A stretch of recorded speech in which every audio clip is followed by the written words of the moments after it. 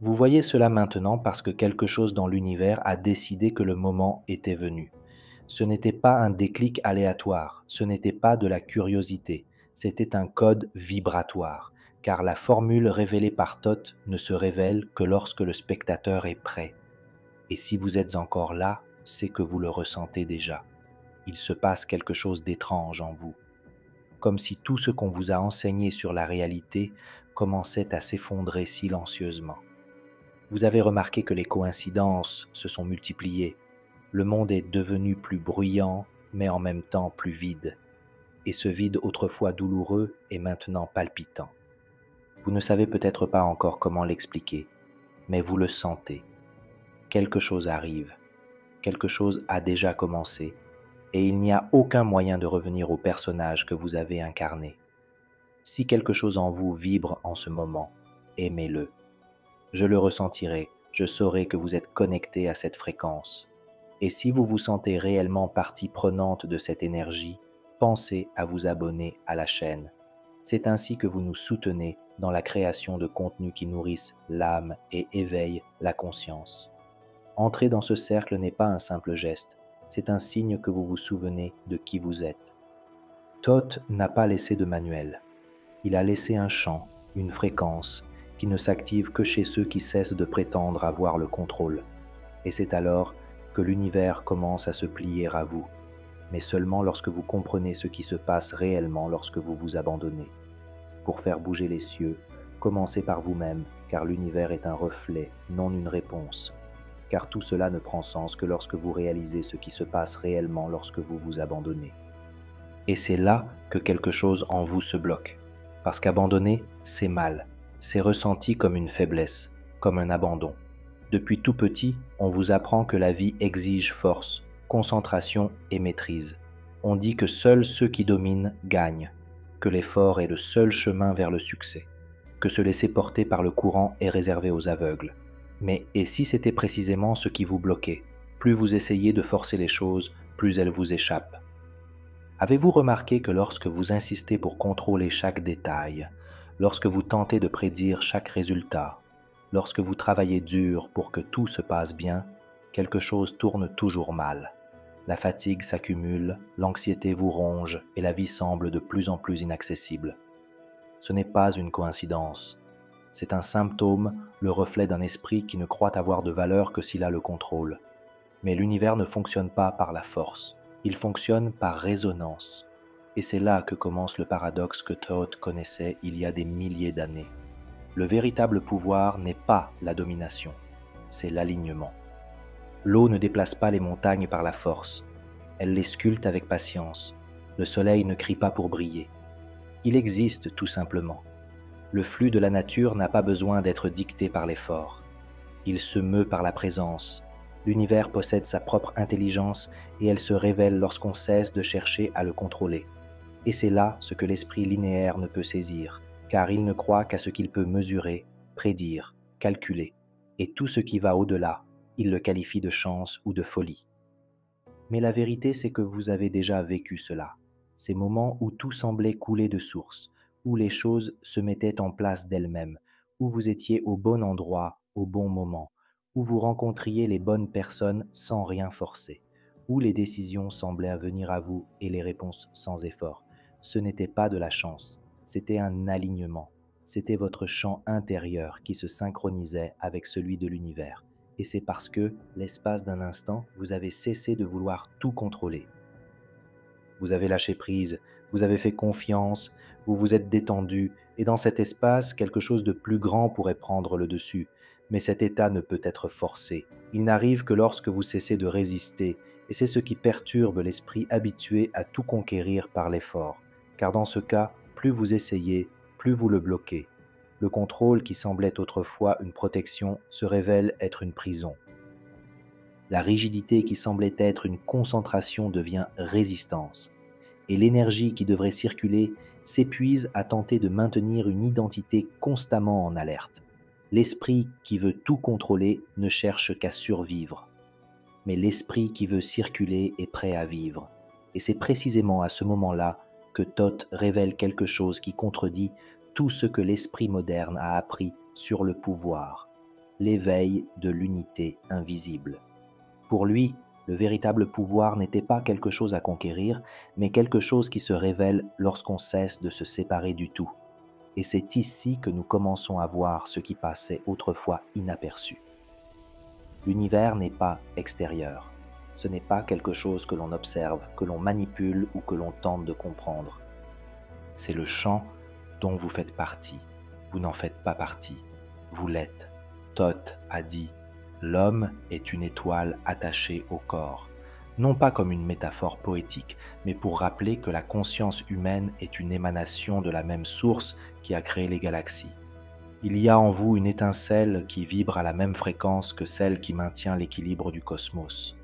Mais cette étincelle est emprisonnée sous des couches de peur, de contrôle, d'identité et de séparation.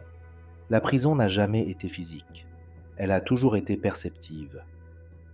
Et quand Thoth dit « libère ta lumière et tu seras tout », il ne parle pas de tendre la main vers quelque chose d'extérieur à soi.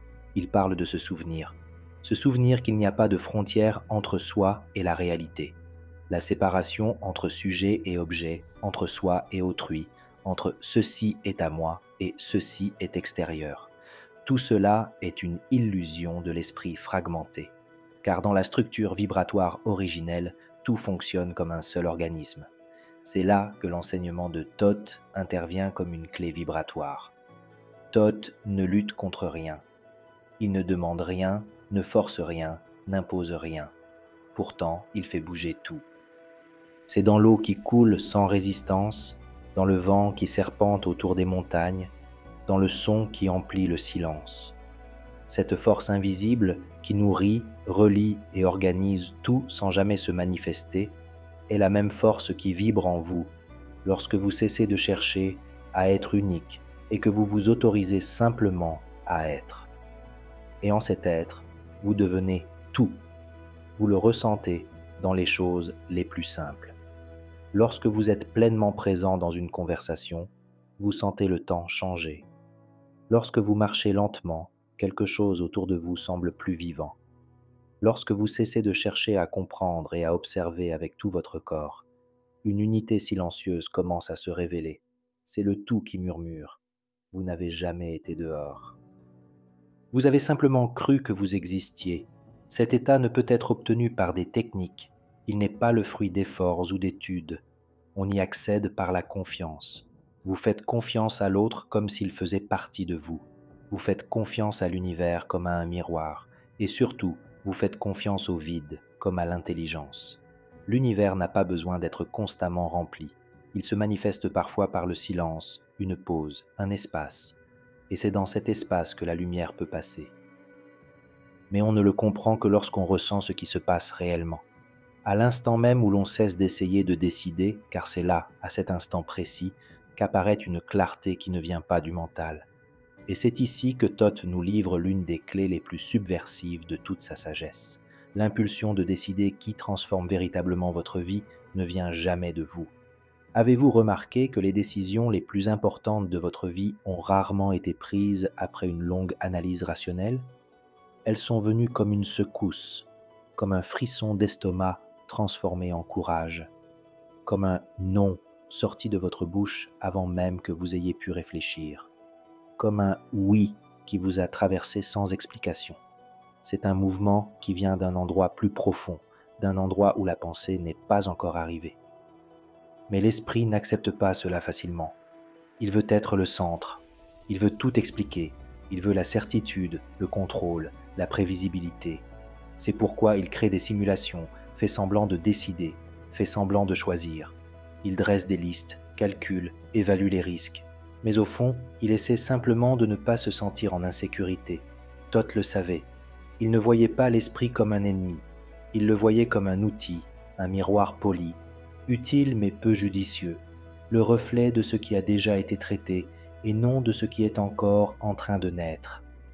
Et c'est là qu'intervient le paradoxe moderne. Plus nous cherchons à contrôler nos décisions, plus elles deviennent artificielles. Et plus elles sont artificielles, moins elles sont en harmonie avec le tout. C'est pourquoi, lorsque vous vous alignez vibratoirement, quelque chose de très étrange se produit. Vous cessez de décider au sens traditionnel du terme. Vous sentez simplement le oui ou le non émerger comme une impulsion énergétique. Et c'est alors que quelque chose commence à vous guider, quelque chose qui n'est pas extérieur mais qui ne peut pas non plus être contrôlé par la logique. C'est le chant qui fait des choix à travers vous. Et lorsque vous cessez de décider avec votre tête, quelque chose d'autre commence à décider pour vous, et cela change tout. Le cœur de la formule. C'est comme si la réalité prenait le volant. Vous êtes toujours là, mais le sentiment de contrôle commence à se dissiper. Et au lieu du chaos, une étrange harmonie apparaît. Tout ce qui demandait autrefois effort, contrôle et planification commence à se mettre en place par des chemins inattendus. Non pas parce que vous avez planifié chaque détail, mais parce que vous vous êtes autorisé à prendre du recul. C'est là que Thoth nous emmène à un autre niveau de pratique. Le flow ne peut prendre le dessus que lorsque l'ego quitte son trône. L'ego ici n'est pas vanité. C'est l'illusion d'être le seul auteur de l'expérience, de penser que tout doit passer par votre supervision, votre logique, votre contrôle. Mais l'univers ne se plie pas à ce genre de tentative. Il se referme comme un lac agité par des mains agitées. C'est pourquoi le véritable flow ne commence pas par l'action. Il commence par l'abandon, par la confiance qu'une intelligence œuvre derrière les voiles. Et elle ne se révèle que lorsque vous faites taire le bruit du « je sais ». Kiki en est l'exemple le plus frappant. Un explorateur construit un radeau rudimentaire s'appuyant sur d'anciens principes de navigation et une intuition profonde de son efficacité. Il ne cherche pas à affronter la mer. Il ne défie pas les éléments. Il s'aligne sur eux. Et que se passe-t-il ? Tout s'assemble. Les cordes, autrefois fragiles, se renforcent à mesure que le bois se gonfle d'eau. Des poissons, pour une raison inconnue, apparaissent à l'aube, là où la nourriture est nécessaire. Le vent souffle juste au bon moment et porte le radeau à destination. C'est comme si l'univers disait « Et c'est là la différence fondamentale entre ce que beaucoup appellent manifestation et ce que Thoth entendait par résonance. Manifester, ce n'est pas solliciter l'esprit, c'est devenir vibratoirement compatible avec ce qui est déjà disponible. Ce n'est pas forcer l'univers à bouger, c'est bouger avec lui, s'intégrer à sa danse. L'esprit moderne recherche des techniques, des méthodes, des formules. Mais Thoth offrait une sagesse intangible. Il indiquait un lieu où tout se met en place, non pas parce qu'on essaye de le contrôler, mais parce qu'on a enfin compris que le contrôle était l'obstacle. Lorsque cette compréhension prend racine, le cours naturel de la vie prend le dessus, et ce qui semblait autrefois improbable commence à se produire, non pas par magie, mais comme le résultat direct d'une bonne fréquence. Et lorsque cette résonance est activée, même l'impossible se met à coopérer, comme si l'univers attendait ce moment précis. Et c'est là le pouvoir silencieux dont parlait Thoth. Mais qu'est-ce que cela signifie concrètement ?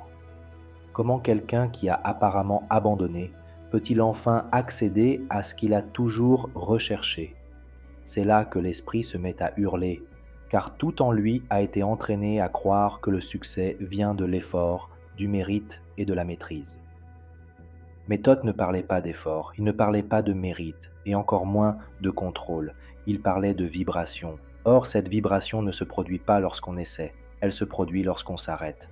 Mais pas n'importe quel arrêt, ce n'est pas de la passivité, ce n'est pas une fuite, ce n'est pas rester assis à attendre que quelque chose tombe du ciel. C'est une forme de pause très particulière, un silence actif, un état où l'on est pleinement présent sans chercher à façonner quoi que ce soit, où l'on ne demande pas, où l'on n'exige pas, où l'on ne définit pas. Vous vous alignez, vous permettez au chant de parler avant l'esprit, et lorsque cela se produit, tout change.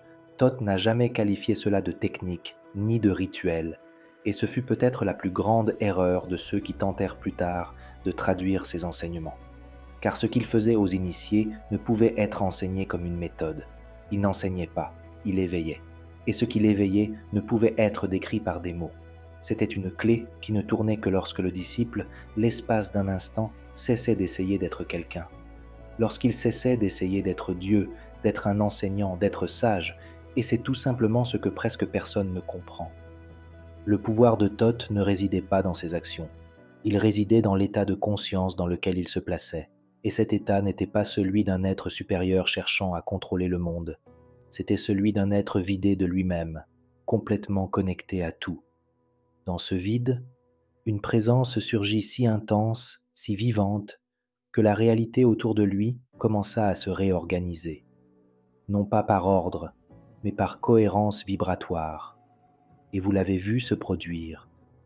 Vous avez côtoyé des gens qui ne parlaient pas beaucoup, mais qui, dès qu'ils parlaient, tout s'arrêtait. Ou même lorsqu'ils se taisaient, l'énergie environnante changeait. On ne pouvait expliquer pourquoi, mais on le ressentait. C'était comme si leur champ était rempli de quelque chose qu'on ne pouvait voir, mais qu'on reconnaissait d'une certaine manière. Ce n'est pas le charisme, c'est la fréquence. C'est le champ qui réagit à l'absence d'interférence. Mais rien de tout cela ne peut être forcé, ni même pleinement compris. C'est pourquoi Thoth ne lui a pas donné de nom, n'a pas laissé de formule, car un nom aurait engendré l'idolâtrie. Une formule serait devenue un marché. Ce qu'il a laissé, c'est un champ, et ce champ n'est accessible que si l'on s'en approche sans chercher à le posséder, lorsqu'il n'y a plus besoin de s'accrocher, de définir, de prouver.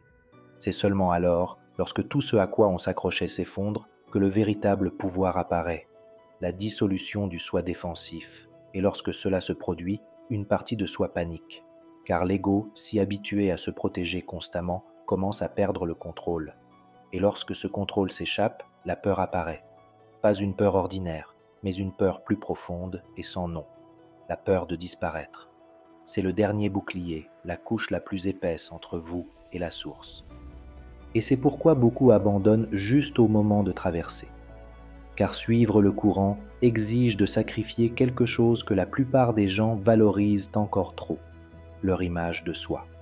Ce que l'on croit être, ce que l'on a construit pour se protéger de la douleur, de l'échec, du rejet.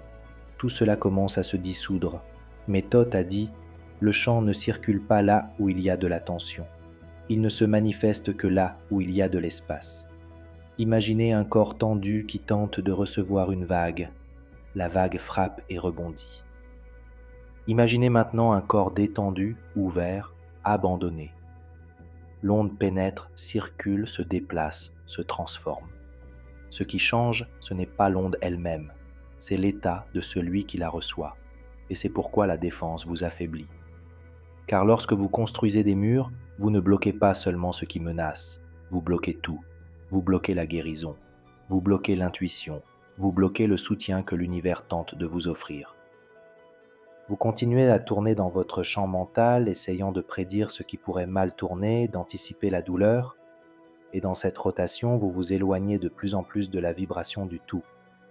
Thoth savait que le véritable pouvoir ne réside pas dans le fait de se protéger, mais dans le fait de ne plus avoir besoin de le faire, car ceux qui sont en cohérence avec le champ ne luttent plus contre la vie. La danse.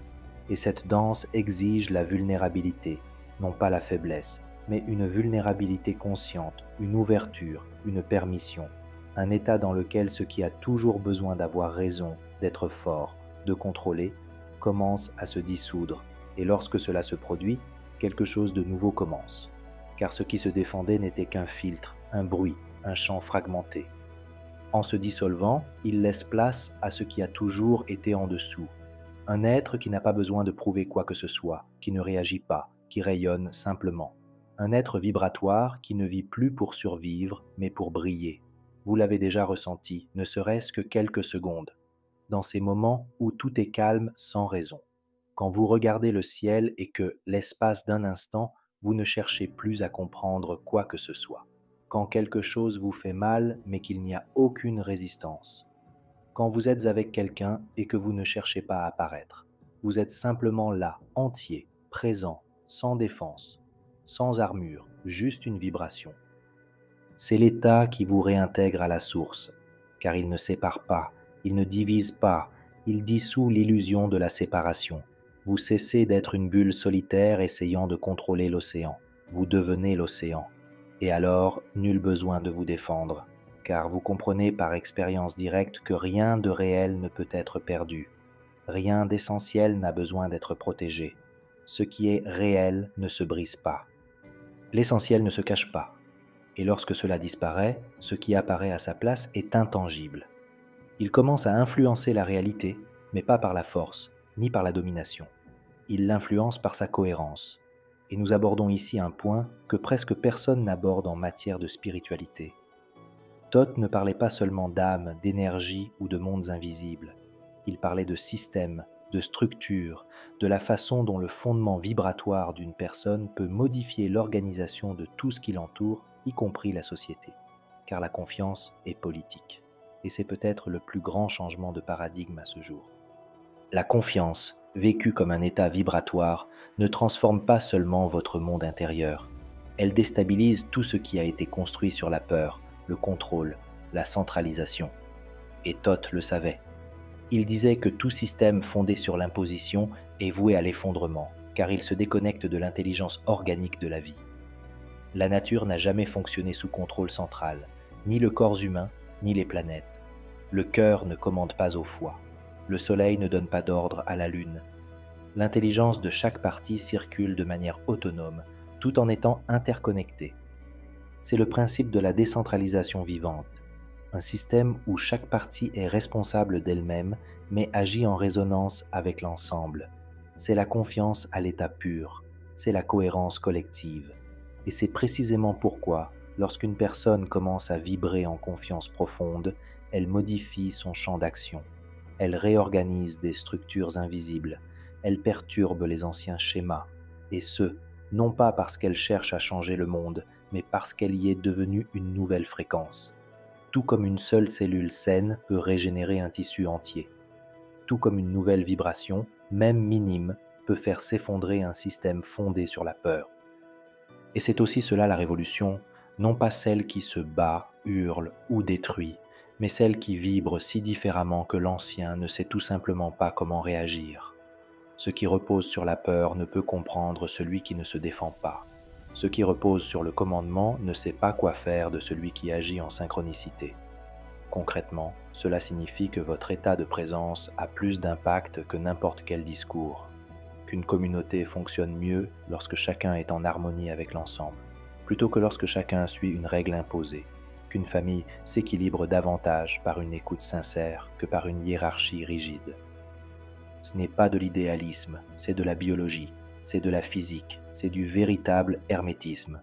C'est Thoth qui dit « Cet abandon vibratoire, maintenu avec constance, n'est pas naïf. Il est fondamental, car il crée des réseaux. Il renforce les liens non par nécessité, mais par affinité énergétique. Et c'est pourquoi tant de structures s'effondrent lorsque quelqu'un commence à vibrer différemment. Car ce qui n'était maintenu que par des contrats de survie n'a plus de place lorsqu'un nouvel ordre émerge. Un ordre fondé sur la confiance mutuelle et non sur une menace voilée. C'est l'intelligence que Thoth percevait bien avant l'existence des systèmes modernes. La sagesse d'un univers qui s'auto-organise en l'absence d'interférences excessives. Et c'est ce qu'il impliquait. Lorsque vous commencez à fonctionner selon ce schéma, l'univers tout entier réagit avec une précision qu'aucune logique ne peut expliquer. La formule se révèle en vous, sans mots. Mais c'est là que beaucoup se perdent. Car à ce stade, l'esprit, habitué à tout classer, organiser, définir, tente de saisir cette intelligence par des mots. Et c'est là qu'il se trouve frustré. Car ce que Thoth a enseigné n'est pas quelque chose que l'on peut maîtriser. C'est quelque chose que l'on peut seulement vivre. Et plus on essaie de l'exprimer dans une formule, plus on s'éloigne de l'expérience réelle. C'est pourquoi la vraie sagesse est effrayante. Parce qu'elle échappe, elle se déplace comme le vent, elle ne se laisse pas piéger. Et Thoth savait que le pouvoir qui transforme véritablement n'est pas celui qu'on peut expliquer. C'est celui qui vous traverse sans demander la permission et qui transforme tout en vous sans discussion. Le mystère n'est pas un obstacle, c'est le moteur. Ce que l'esprit appelle une absence de réponse est souvent le début d'une véritable révélation. Thoth disait que la vérité est trop simple pour être maîtrisée et trop profonde pour être enseignée. Et cela résonne au cœur des grandes traditions spirituelles de l'humanité. Les anciennes Upanishads l'affirmaient déjà. Denis, mystique chrétien du vieux siècle, disait que Dieu est la plus brillante des ténèbres, non pas parce qu'il est absent, mais parce qu'il est trop lumineux pour que l'esprit humain puisse le gérer. Et les gnostiques parlaient de la connaissance de l'ignorance, le moment où l'ego se tait enfin et où l'être ressent pour la première fois l'immensité de ce qui est. Cette connaissance est directe, intuitive. C'est pourquoi elle ne trouve sa place dans aucun livre, aucune doctrine, ni même dans une vidéo comme celle-ci. Elle ne peut être reconnue que lorsque l'esprit accepte de ne pas être au centre. Et à cet instant précis, quelque chose de profond s'ouvre, car le champ du tout ne répond pas à la connaissance accumulée. Il répond à la vibration de l'humilité. C'est comme essayer de comprendre l'océan en tenant un verre d'eau. L'esprit veut en analyser le contenu, mais l'âme veut y plonger. Et ce n'est qu'en lâchant le verre que l'on réalise à quel point on était limité. Il en va de même pour les techniques, les systèmes, les étapes infaillibles. Aucun d'entre eux ne fonctionne s'il est utilisé comme béquille par l'ego. Mais tous deviennent des portails s'ils sont utilisés comme point d'abandon. C'est là que le réel se révèle, non pas comme information mais comme reconnaissance. Une clarté qui ne vient pas de l'explication mais de la cohérence entre ce que vous ressentez et ce que vous êtes. C'est alors que le silence prend plus de sens que n'importe quel discours. C'est alors que vous réalisez que oui, l'univers parle, mais pas avec des mots. Il parle avec le chant, avec la vibration, avec l'alignement. Et seul le tout peut le ressentir. Et ce portail n'apparaît pas à ceux qui savent, il apparaît à ceux qui ressentent. Et lorsqu'elle se manifeste, elle ne s'accompagne pas d'éclairs. Elle n'apporte pas de voix venue du ciel. Elle ne promet rien. Elle vibre simplement comme une présence silencieuse que vous reconnaissez sans l'avoir jamais vue auparavant. C'est comme si quelque chose en vous vous disait « pas de mots, pas d'efforts, pas de méthode ». C'est à cet instant que tout ce qui semblait lointain devient intime. La formule que beaucoup ont cherchée dans les livres, les gourous, les rituels, se révèle sans prévenir, comme si elle avait toujours été là, attendant simplement que vous cessiez de chercher. Car il ne s'agit pas d'en apprendre davantage. Il s'agit d'oublier ce qu'on vous a enseigné sur l'effort, le contrôle, la contrainte. Le véritable abandon, celui que Thoth a vécu et non seulement enseigné, n'était pas une procédure progressive. C'était un état d'être, un alignement profond avec tout, si complet que toute tentative de le contrôler paraît absurde. L'univers n'a pas besoin d'être manipulé lorsqu'on en fait partie. Lorsque l'on vibre à la même fréquence que la création, nul besoin de dire ce que l'on veut. On devient ce que l'on demande. Et ce qui résonne en soi vient, tout simplement. Cet état est la formule, mais il ne peut être conditionné. Il ne peut être enseigné avec des mots, car chaque fois que nous essayons de le décrire, nous le limitons. Ce n'est ni une technique, ni une prière, ni un mantra. C'est un chant, un silence vibrant, une clarté sereine, une présence qui ne repousse pas, mais ne disparaît jamais. Imaginez l'instant précis où une goutte d'eau qui résistait à la chute se détache enfin de la feuille. Elle n'a pas décidé de tomber. Elle ne tenait tout simplement plus. C'est l'abandon. C'est lorsque l'être cesse de résister à son propre flux. Et dans cette chute, il trouve la légèreté d'être simplement ce qu'il est. Sans contrôle, sans défense, rien. Thoth a laissé cet enseignement non pas comme une doctrine, mais comme une fréquence. Il savait qu'au fond, il n'y a rien à accomplir. Tout est déjà là. La seule chose qui vous sépare de la pleine manifestation est la croyance qu'il manque encore quelque chose. Mais lorsque cette illusion disparaît, ce qui reste n'est pas le vide. C'est la puissance pure. La véritable manipulation de l'univers ne se fait pas par désir ou ambition, mais par résonance. Et cette résonance ne peut être forcée. Elle n'apparaît que lorsque l'ego cesse de hurler, lorsque le cœur cesse de supplier, et que tout en vous vibre simplement avec ce qui est. Maintenant que cette formule vous a trouvé, l'univers observera ce que vous en ferez.